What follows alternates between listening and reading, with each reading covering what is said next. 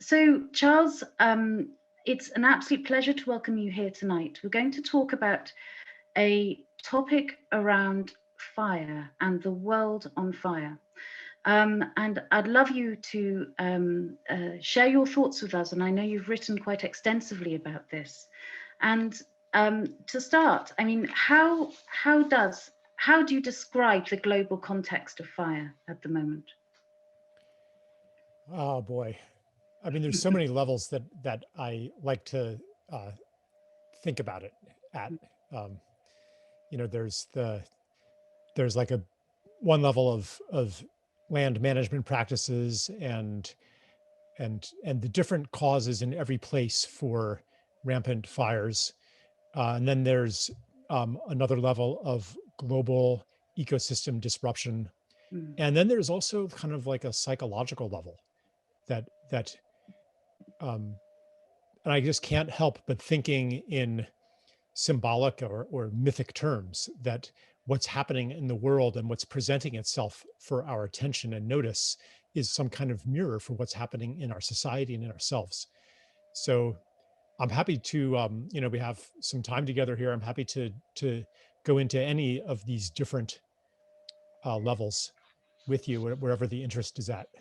yeah, thank you. I mean, it's really interesting to know, even on the there's so many different levels there, but on the top level, I mean, how does forest management sort of help or hinder the problems we are seeing with the forest fires at the moment? Well, um, it's different in different places. I mean, in some places, forest management means basically cutting them down to make way for mining operations, soybean plantations, cattle grazing, and so forth, or just for timber. Um, so that's not, I wouldn't really call that management, but it's just a relationship to the land that sees it as a source of value to be extracted. And in other places, it might be, um, for like timber farms, tree farms, and which are basically monocultures that become very susceptible to fire, or could have a lot to do with the extermination of apex predators, uh, and see can or the use of pesticides like Yeah, that's not necessarily directly trying to manage the forest, but has effects on the forest. And then of course there's global climatic patterns that are changing as well, that are, and that's a whole other thing we can go into. Maybe I'll stick with the forest management aspect first. um, Things that the linear mind can't imagine would make much of a difference to forest health actually could have a huge difference. For example, um, hydroelectric power, building dams on rivers. Like, what does that have to do with the forest? Well, if it cuts off migration of fish upriver that bring marine nutrients inland, that then get transferred to the soil when bears or eagles or something eat the fish. Then, if you dam the river, um, these nutrients are no longer coming inland, and maybe the trees become more susceptible to a fungus, which stresses them, and then maybe they become more susceptible to fire. yeah, Or it could be the big projects that disrupt water cycles and create um, water stress in the forests. Or, I mean, there's just in every place on Earth, the the underlying attitude of of of extraction and not seeing Earth as alive, not seeing soil and water and land as alive, that will inevitably lead to things like fires that yes. present themselves to us for our attention. Yeah. Mm. And the water cycle is so crucial to the forests, and yet we're talking about forest burning, and the water is essential in order for all of those living systems to connect. I know you wrote in your essay that it was particularly bad in the Amazon. Is that correct? On these and the ways that the water cycles are Yeah. being destroyed. Yeah. So the water cycle, a healthy water cycle nourishes forests, and the reverse is also true. Forests nourish a healthy water cycle. So one of the according to a lot of research that I've read, the reason that the Amazon is a rainforest is in large part because the Amazon is a rainforest. Hmm. In other words, the it it, it it's called a biotic pump that actually brings moisture laden air into the interior of the continent that otherwise would not penetrate that far. So the forest itself creates the wet conditions that allow the forest to thrive. And that means when you cut down some of the forest, this pump function is weakened and not as much water can come inland, which means that the forest becomes more susceptible to drought. Like, you never used to have drought in the Amazon. It was never, ever. It wasn't once in a while you had a drought. No, you never had a drought. But now enough trees have been cut down in the Amazon and also toward the coast that the biotic pump function, which is weaker. And the basically the way that function works, maybe most people know it, but I'll just quickly. Please, yeah. Um, Trees draw up a lot of moisture from underground, and then they transpire that through their leaves. And whereas a body of water, it evaporates just from that one surface, a rainforest is trans evaporating from many, many, many layers of leaves. So it's pumping huge amounts of moisture into the air. So the water vapor comes out through the leaves, and then it rises. And then when it gets into the atmosphere, it condenses again. When it condenses again, because lots and lots and lots of H2O molecules are now condensing into many, many fewer droplets, it creates a low pressure zone. And that low pressure pulls more air up from the surface. And that creates low pressure, which pulls the air in from the oceans ultimately. So it brings new moisture in to the continental interior. And this happens in the Amazon and the Congo rainforest as well, and everywhere where there are healthy forests.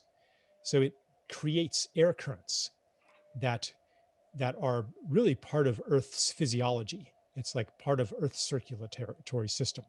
And so what's happening is that deforestation is weakening these pumps. So, and creating drought that then feeds back in and kills even more trees, and weakens the biotic pump still more. And so one effect is that, yeah, maybe there's less moisture entering the Amazon, but that that flow, that current of flow, is connected to other currents of flow too. So the result could also be like less rain in California, Yeah. or stronger El Ninos, and all of this is happening separate from greenhouse gas warming, which adds a whole nother variable into it. And I think it's just really impossible to disentangle all these variables. So Yes, it's the whole interconnectedness of everything, that if we cause a stress on a system, that stress will ripple out throughout all the system and wider systems as well. And I think what is interesting to also understand is, you talk about criminality and ignorance as well as part of contributing to the problems that are creating this world on fire. Would you like to talk a little bit more about that and share your thoughts on that? yeah, there's definitely criminality happening. There's log poachers, there's unscrupulous ranchers, there's mining companies that are using fair means and foul to get projects approved and to overcome local resistance to them. But to focus on criminality as it's just a one of many proximate causes of what's happening. And if your solution is to stamp out criminality, but you don't ask what is generating this criminality, you're just going to end up with an endless war on crime, Yeah. which is kind of what my country has been doing for the last 40 years, in another realm. Uh, so so we need to ask, well, okay, um, why are these log poachers doing this? What are the economic conditions there? And you ask these questions, and pretty soon you get to the global financial system and economic system and the third world debt that can only be serviced when um, countries like Brazil or Ecuador or the DRC sell natural resources. So basically, the world, the West, gets the resources, and in return, the Congo or Brazil, they get numbers changed in a ledger Mm. that says that you've made your debt payment. That's what the exchange is. Obviously, such an arrangement can only be maintained through deception and violence. And so then, so really, like this is just one way in which the forest issue is connected to geopolitics and economics and capitalism. Um, Yes. and so it's not that the criminality isn't happening and that we should just ignore it, but it's kind of a distraction or a delusion to locate the problem on that. Like you can do that and maybe you'll help some. Like I'm not saying that that's bad work to protect places, by force and to support the activists who are resisting the mining companies and the ranchers and stuff. But we have to also ask where it's coming from. And so one level is that global economic level. But you talk to some of these um, campesinos. Some of the, not that I've talked to them. I don't speak Portuguese, but this is what my contacts in Brazil will say. Like these are not like evil people who hate trees. They may have been dispossessed themselves from the land that their family had farmed. They may have been forced off the land by falling commodity prices that are a result of free trade agreements that sound really good to us. Yes, free trade, liberalization, removing barriers, et cetera, et cetera. Like the average citizen in America or Europe, it doesn't have the systemic understanding necessary to know what's going on here. So it's a lot easier just to find somebody to blame. And here we have a festival of blame in our political realm right now, which in itself is like a fire. And this is one of the psychological lenses or social lenses I look at it. Like, how can we expect when people are inflamed against each other, when they harbor seething resentment, smoldering resentment, inflammatory rhetoric, um, like burning hatred, what do we expect but to see that mirrored back at us? And this isn't just a symbolic phenomenon that you can construe it that way. Um, these, like just in a very practical way, the mindset of hatred on a deep level is the same mindset as the mindset of ecocide. Not that we hate nature so that we're destroying it, but that we devalue it. We Yes. make it less than sacred, and hatred also devalues the other. And if you have, so just for example, if you have a, um, a, a dehumanizing caricature in your mind of the Brexit supporter or the Trump supporter, and write them off as an irredeemable bigot or something like that, or just maybe a little less smart than you, a little less compassionate than you, there's something wrong with them. That dehumanization, that devaluation is of the same um, vibration, as the seeing of nature as just a source of resources, as a thing. So this is, uh, this level, it calls my attention at least as much as the more outer levels of, um, you know, Gaia's physiology and the biosphere and forest management and the apex predators and the beavers and the whales. I mean, Yes. most people wouldn't imagine that whales help maintain forest health. And if we had a whale ecologist here, I bet he could explain. I mean, I have some ideas that I could put out too, but when we're oriented toward Earth is alive, then we're predisposed to look for those connections. Yeah. Whereas if we're oriented toward world as thing or world as machine, then what would the whales have to do with the forest? They're here and they're over there, and but if it's Earth as body, then it's just like our own bodies. Like, yeah, the well-being of my liver is going to influence the well-being of my skin and the well-being of my lungs. And we're, all part of one organism. Mm. That's yeah, okay. I'll pause And, for a and second. and and I agree, and I think that's where we understand that we need to have a deep reverence for nature, and also that if this interconnectedness that we're talking about, we cannot put it down as a resource, as you say, but this reverence is absolutely crucial in order to ensure a thriving planet where we can all be more respectful, both on every single level that you've talked about. You describe very beautifully this in your essay, World on Fire, about reverence. Would you like to share a little bit more about that? Sure. Um, yeah. So on one level, you could say, well, we need to have more reverence for nature. Um, but I don't know if exhortations like that work very well. Like, how do you make somebody have more reverence? Like, what do you do? Do you try to scare them into it and say, well, you better have reverence or the planet is, going to go down the tubes? That actually is not an invitation to reverence. That's an invitation to fear. Our society confuses fear and respect. When someone demands respect, like, you can't demand respect. Where does respect come from? Where does reverence come from? That's the question we need to ask. And we have to, and to occupy, to inhabit reverence ourselves, we first can see that reverence is native to other people too.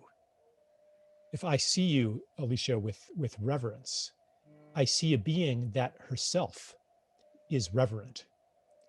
And maybe something has disconnected you from your native inherent reverence. Maybe something's blocking it. Who knows what trauma and indoctrination and disappointment and betrayal you've experienced that has cut you off from your capacity for reverence. But when I recover my own eyes of reverence, then I start seeing the potential for reverence in other people, and there, and then I start to think, oh, okay, well, how can I be part of the restoration of this native estate of reverence? And there's a lot of people doing work. Maybe they don't frame it in these terms, but you know, like, it could be bringing school children into the garden, bringing gardens to schools. Like, could be bringing people out into nature. It could be um, telling stories that evoke a memory of loss and of beauty. There's a million different ways to rekindle reverence in people when you know that it's there to be rekindled.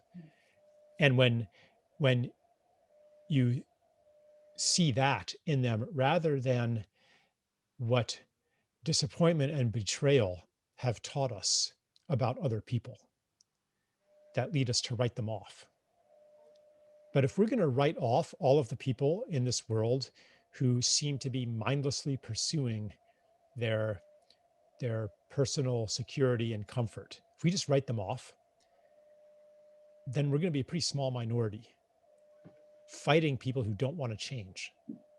That's a recipe for failure and for burnout. The only hope comes not in defeating a vastly superior enemy that we've made into an enemy, but on inviting them into the reverence that we ourselves have been invited into. So the fires um, are a good opportunity for that, because it's so in your face. It's so obvious that something precious is being lost. Yeah, I could say a lot more about that. I mean, this is one lens, another lens. Um, we have to talk about restoring the fire to its necessary and natural and proper role. Um, Yeah, I'd I've love to hear more seen, about that. yeah, I mean, Yeah. I've seen statistics that are saying actually um, there's not a lot more fire than there was 100 years ago.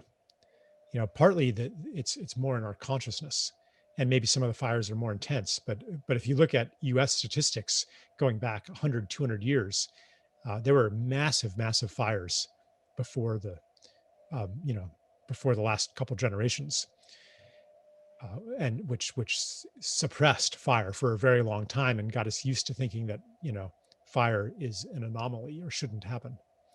But the original inhabitants of North America, they used fire all the time to manage the landscape. And they kind of took over this landscape engineering function from the previous occupants of that office, which were the mastodons and the mammoths, which, I mean, the amount of destruction that a mammoth wreaks on the environment is, I mean, destruction, creative destruction. They're trampling down saplings, and stripping the bark off trees, and they're just like a huge wrecking crew, that then creates conditions for biodiversity and anyway, so there's a certain amount of natural history that I'm not really an expert on. I've just looked into it a little bit. Um, but the basic idea is that human beings are meant, like every species, have a role to play in and a gift to give in the um, preservation and the expansion of life. Like we are supposed to be a gift to life, like all species are. And we're supposed to be part of the enlivening of Earth, because Earth actually, for 4 billion years, has been becoming more and more alive, and each biological innovation, from multicellularity to flowering plants, let's say, to mammals, has increased biodiversity and made the world more alive. And here comes a new one: human beings with unique gifts that are, I would say, qualitatively different than other animals have, like our ability to use tools and to pass on culture. Not totally unique, but like we're definitely a new innovation here. And so why are we here? If we accept that we are here to make the world even more alive, why are we here?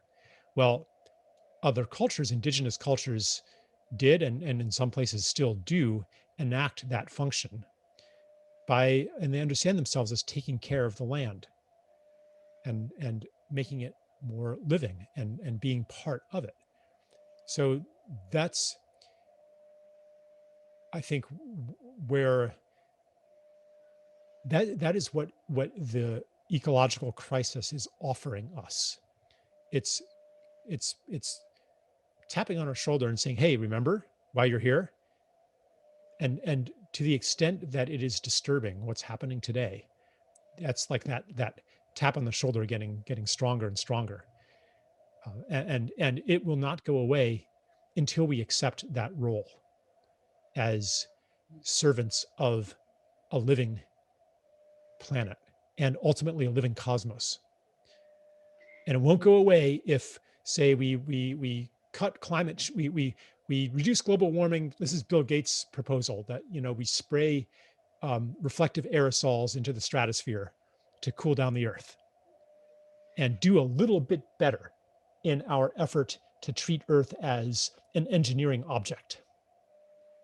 And we could install carbon sucking machines. And like, this way of thinking comes naturally from seeing the problem as a matter of too much carbon dioxide in the air.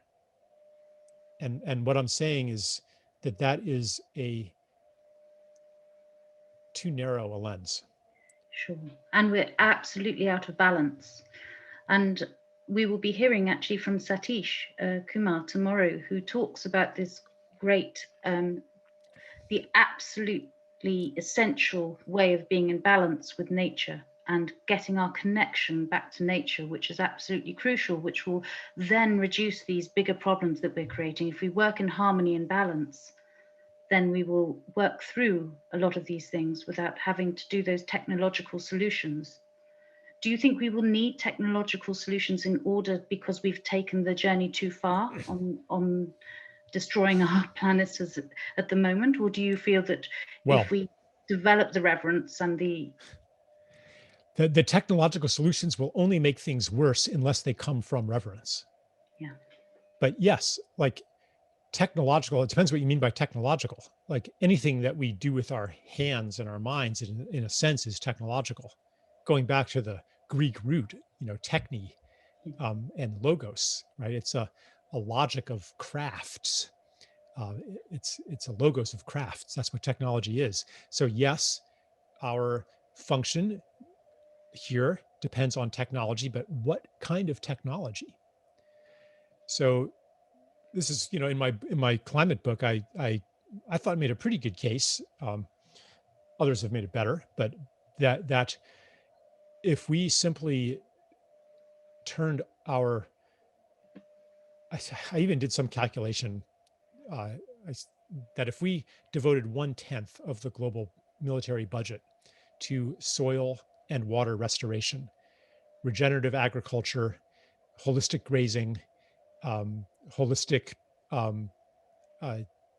no-till horticulture, agroforestry, et cetera, like if we devoted 1/10 of the military budget to that, within 5 years, we'd be able to offset all anthropogenic carbon emissions.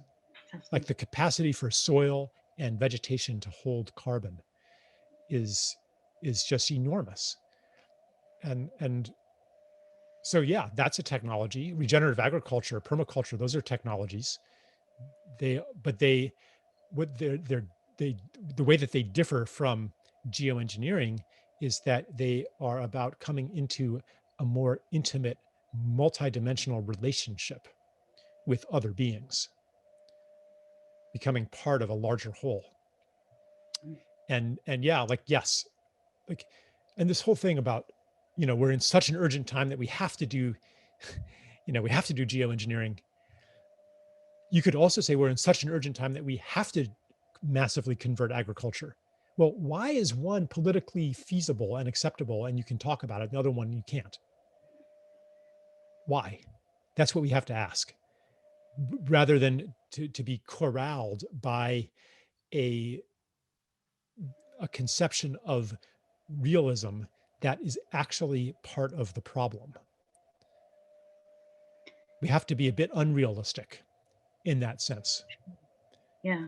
And do you feel hopeful with do you feel hopeful that there's change, or that there's a waking up in the world at the moment?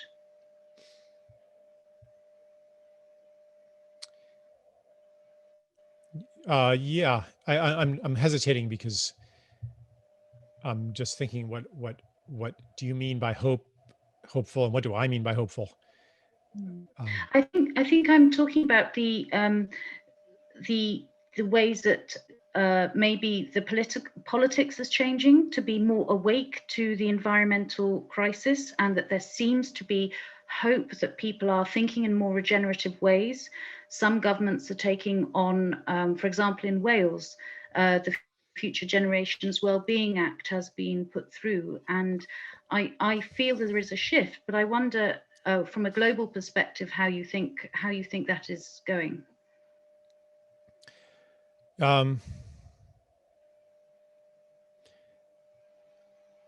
Yeah, I am hopeful in the sense that I um, I see that healing is possible. Like I can feel the presence of a healed world, and I know that there's a way to get there, and that I have something to do with it. And I think many of you probably share this feeling that however impossible it may seem, like why are you even on this call if you didn't have some Yeah. sense that you're not wasting your time doing this? If you didn't have some sense that there is a way, there is a way to that healed world, even if you are often immersed in despair, still something keeps you coming back. So alongside the despair, there's something else.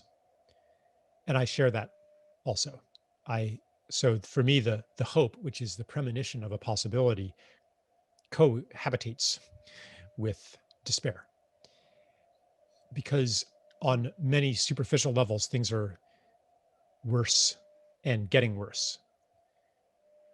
Worse than we're told and getting worse. And these are the things that are not even so much on the radar of climate activists.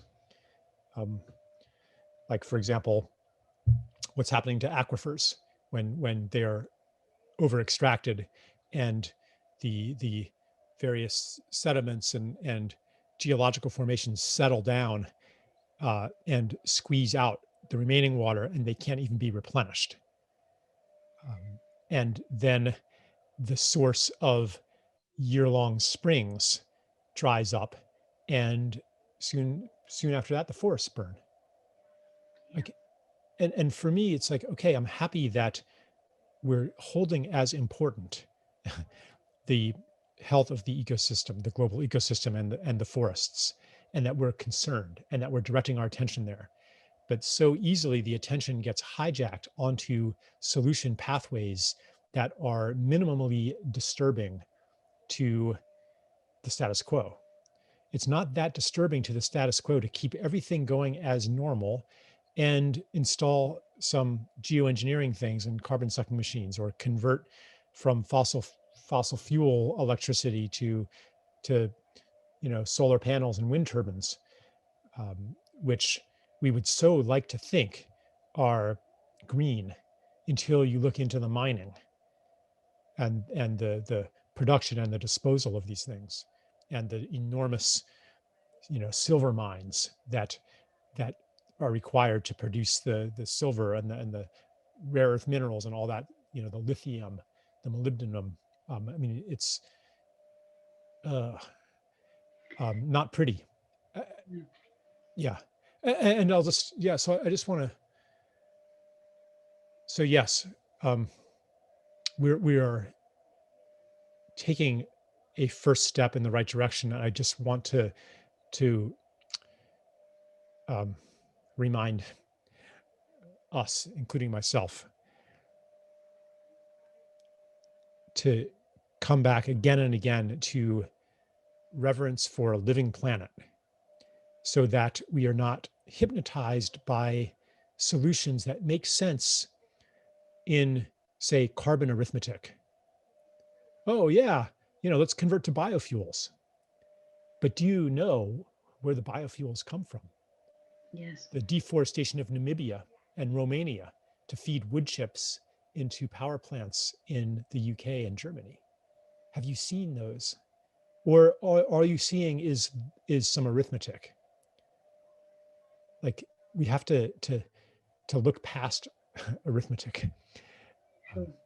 Yeah. And do you feel that the recent pandemic the current pandemic we're in is another wake-up call for people to think differently about how we connect, how we relate, and And people have been having to do things that they've never had to do before. And so they've had to adapt to a new situation. Does that allow us a greater capacity? It's like a shock to think differently about our whole system and our world. Do you think this opens up an opportunity for us?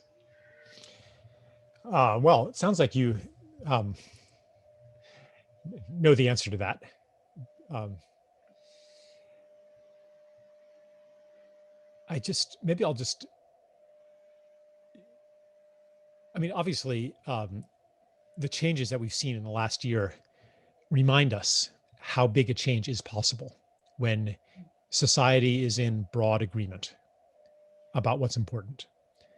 Like a year ago, if someone had said, let's devote, I don't know what the stimulus has been so far, but $5 trillion to some problem, everyone would have said that's impossible. We don't have that kind of money. Mm. Well, that's not true. We've seen the money when human beings are in coherence, we can do pretty much anything. So we're being shown the power of that. The problem, or one caution I would put here, maybe would come from asking, is it really true that we're doing things that we've never done before? Or are we doing even more of the things that we have been doing more and more of? A lot of the response and the change in our lifestyles that has come from COVID is an intensification of what has been happening for a long time. Like more and more meetings happening online, more and more education happening online, the decline of brick and mortar stores, more sociality mediated through technology, um,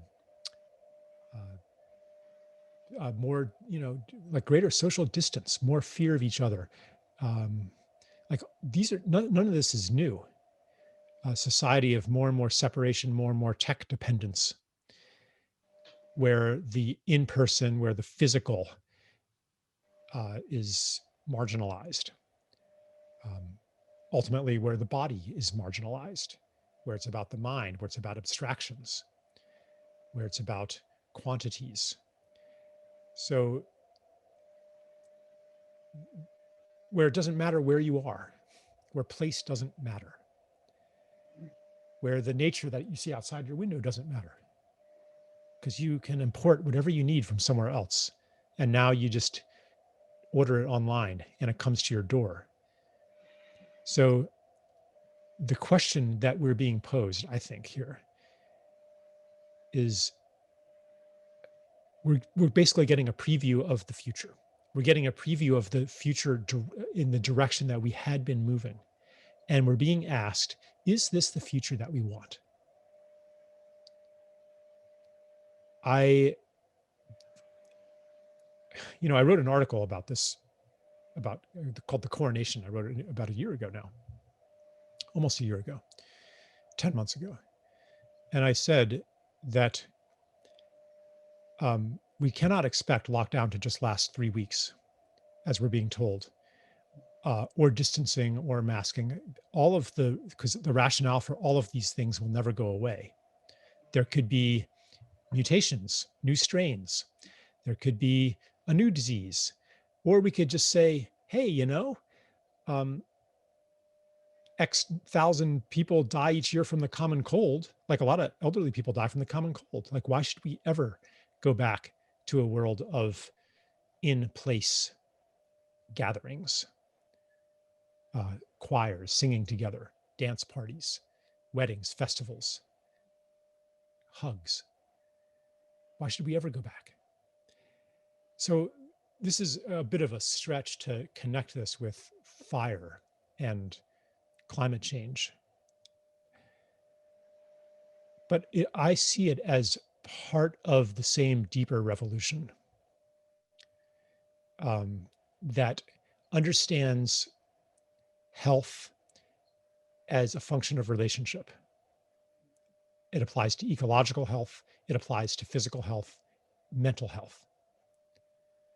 We are as healthy as our relationships are healthy, and as healthy as that to which we relate is healthy.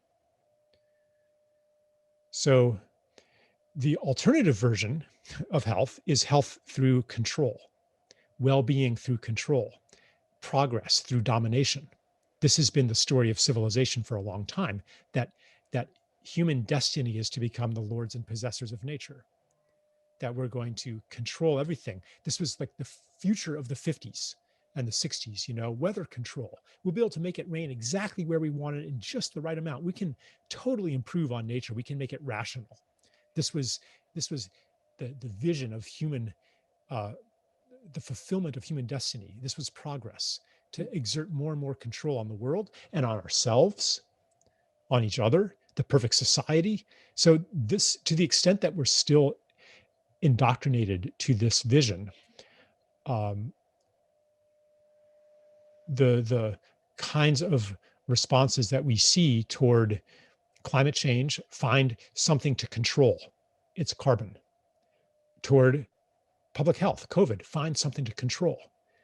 We're not going to see anything different. And so it comes down to how we know ourselves and who we are.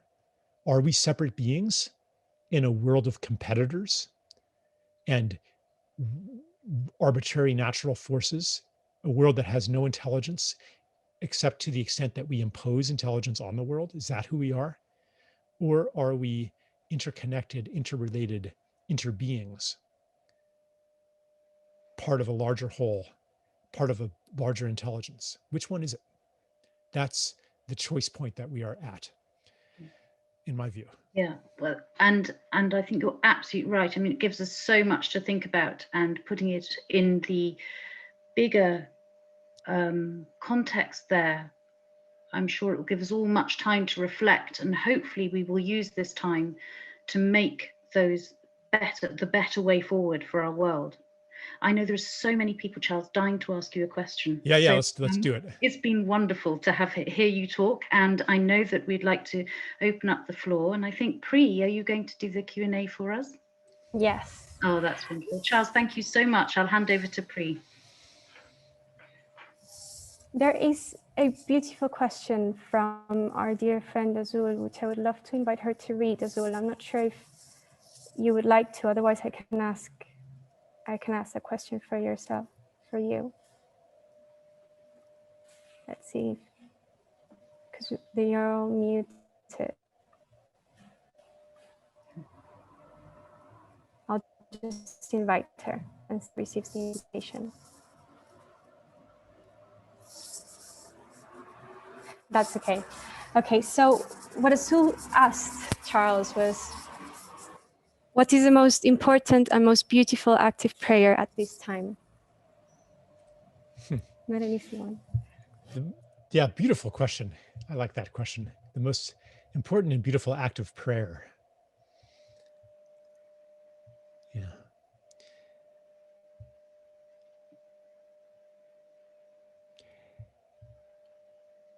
Yeah, I sometimes imagine that whoever hears our prayers is confused, because she's like, well, you say you want peace, you say you want healing, but your actions don't conform to that. I'm confused. What do you really want? So to resolve the confusion, we can understand that our actions are prayers too. Even when we don't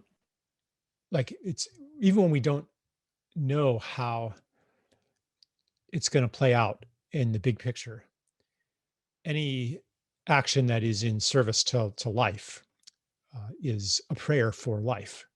It says, this is what I really want. And that could be, and often is, something that it's very personal, very private, very, very much invisible, that you don't get celebrated for, that you don't get to use to name yourself as being more ethical than others. but it's something that your care and your love calls you to do in service of another being.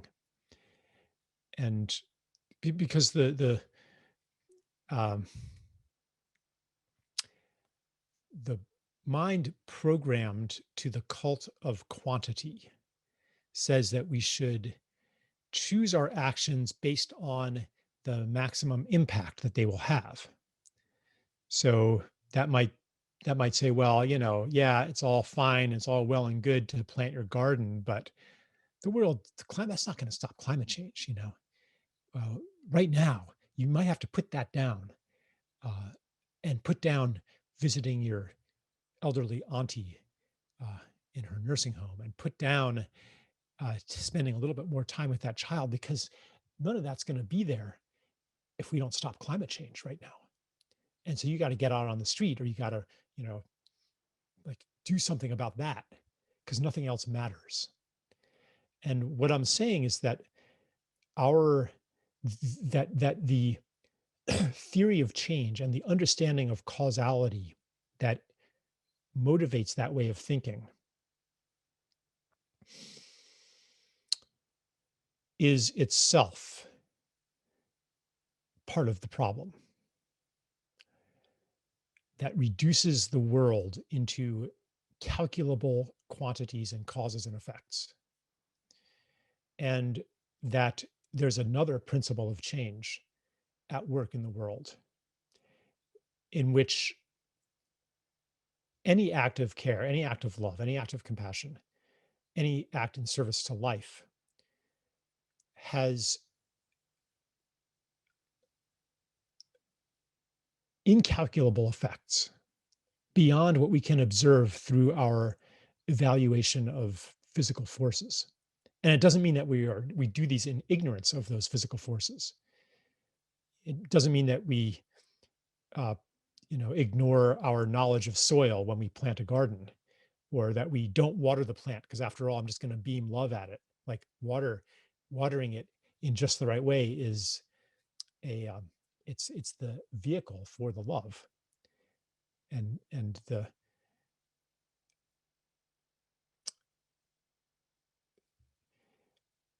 and for intimacy. Like, it's how we engage with these other beings. So anyway, I just wanted to make sure I'm not setting up a divide, a dualism between practical action and spiritual action, or something like that. But I just want to validate that every act is a prayer of one sort or another. It's not just what we say with our mouths. And in fact, you could say that the prayers that we say with our mouths are a way to ready ourselves for action that conforms to those prayers. But it's not to get us off the hook from doing the action, because, after all, I already prayed for it, so I don't have to do anything about it. No, it's supposed to be an orientation toward that. So I guess maybe to answer the question, I would say that the most beautiful prayers are those that we understand to be a call to the self to live into the world that prayer is asking for. So beautiful, Charles. There's just something about, I think, the way you speak that always brings me back to what lays underneath our actions and what motivates us. And when aligning with the right, or with the story that promotes interbeing and love and action, what comes out of it will just naturally be coherent. Thank you. I think the next question will touch upon this. I'm going to read it because a few of the people on the chat also seconded the question.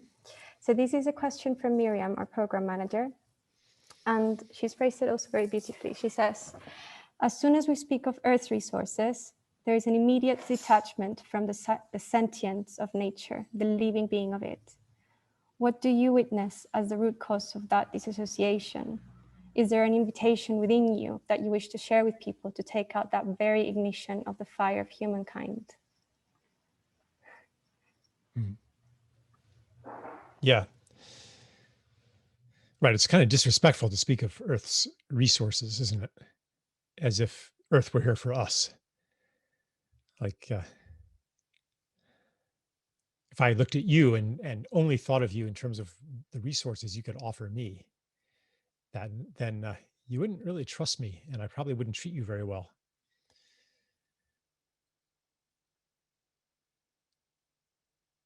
I mean, it's just a matter of a shift in our perception from Earth as resource to Earth as being.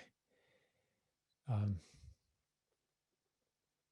can you repeat the last sentence of that question again? Yes.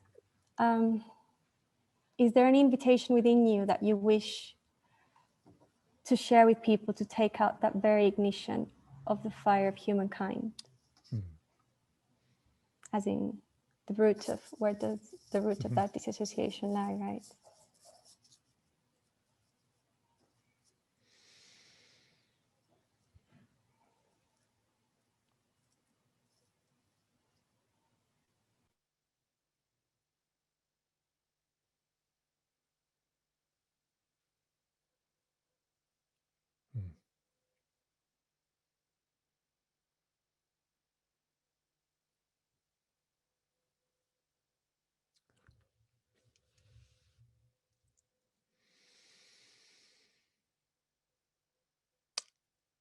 I think I would, in this moment, even though here we are looking at each other through screens, through these square inorganic objects,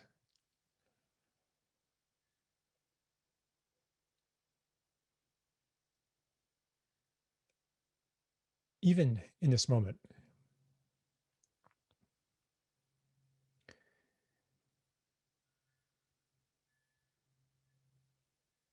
there's part of me and probably part of you that knows and feels the presence of uh, the world being alive. Even this screen right here is made of earth.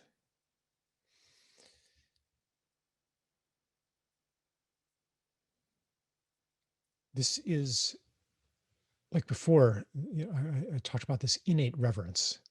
It's also an innate knowledge that every child has, that the world is alive, that the world is a being. That's how we naturally, we're born into enchantment.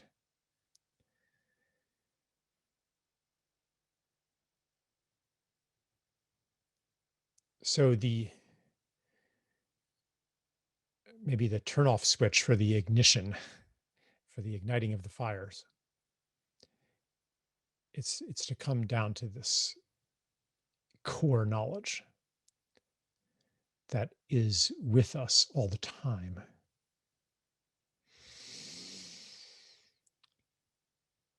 And maybe I would add my own little prayer to that. That when, which is, please, in the moments where I am not in touch with it, where I feel that I've been marooned here,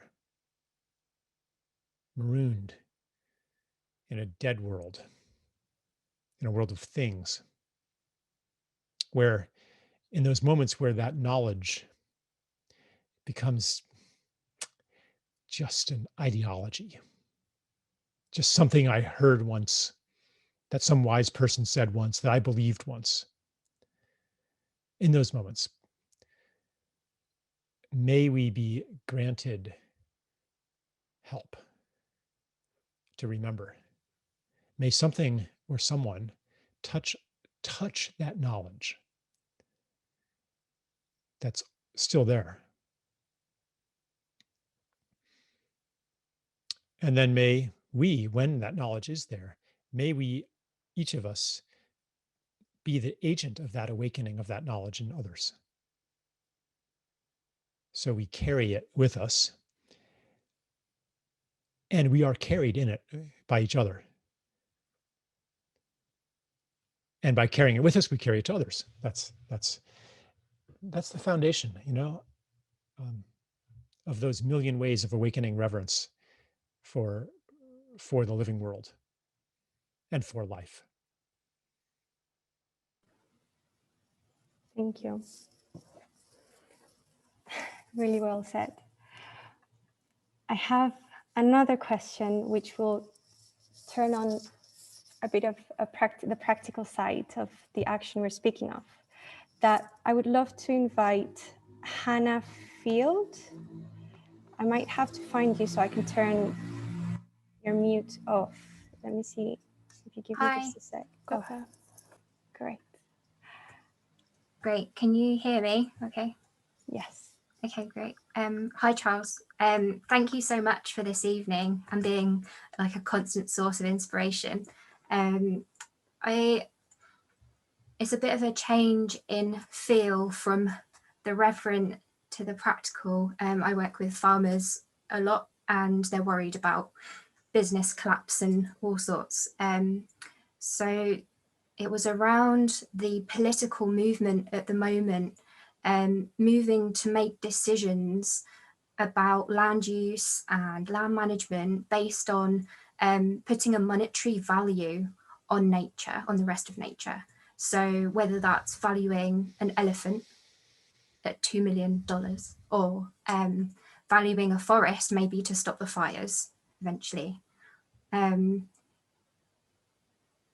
It's very jarring when you don't sit in that worldview, but do you see kind of any value in that acting as like a bridge to support cultural transition from capitalist, essentially, worldview to a reverent and into being worldview? Or do you think that's not a path that we should go down? And then linked to that, I'm doing my PhD on commoning and whether there's a role of commons or commoning within that as well. Yeah, well, thank you for that. Mm-hmm. Yeah, like I'm pretty skeptical about valuing nature and valuing ecosystem services.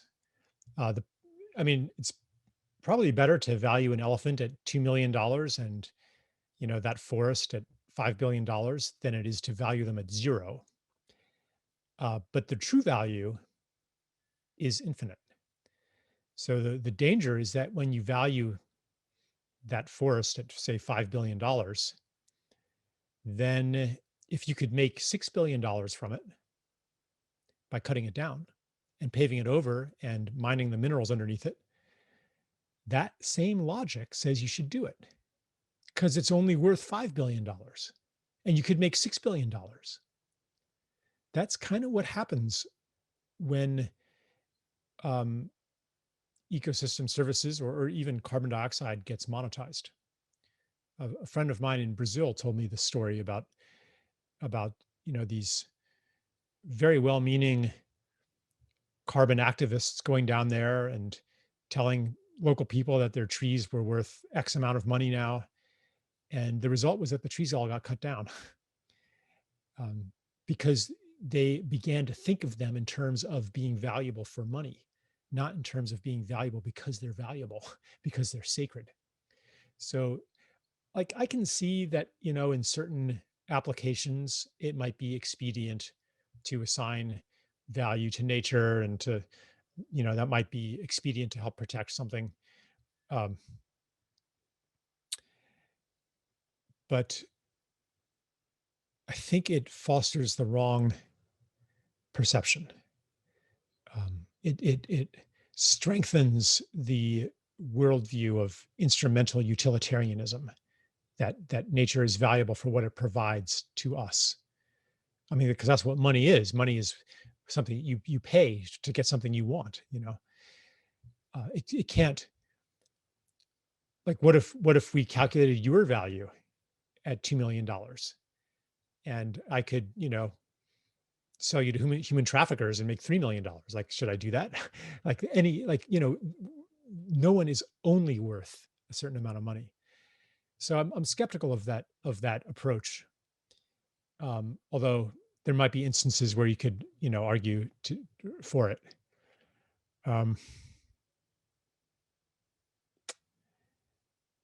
Yeah.